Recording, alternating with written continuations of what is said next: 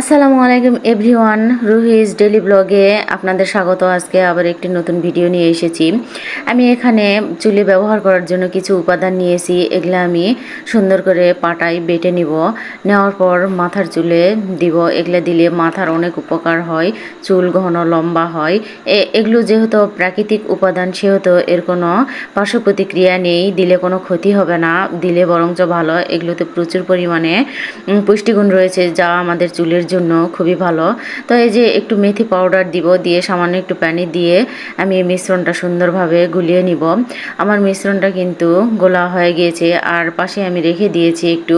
তো ওখানে একটু নারিকেল তেল দিয়ে আমি 2-1 মিনিটের মতো জাল করে নিব, যাতে পরবর্তীতে মাথার চুলে ব্যবহার করা যায়।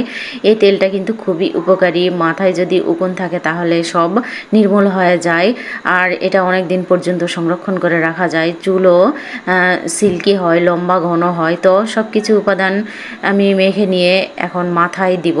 তো আমি আমার মেয়ের মাথায় দিব। এই যে আমার মেয়ের মাথার চুল কিন্তু অনেক ছোট, এখনও বেশি লম্বা হয়নি। তো ওর মাথা পুরোটা আমি এভাবে অ্যাপ্লাই করে দিয়েছি। তো ভিডিওটা যদি ভালো লাগে অবশ্যই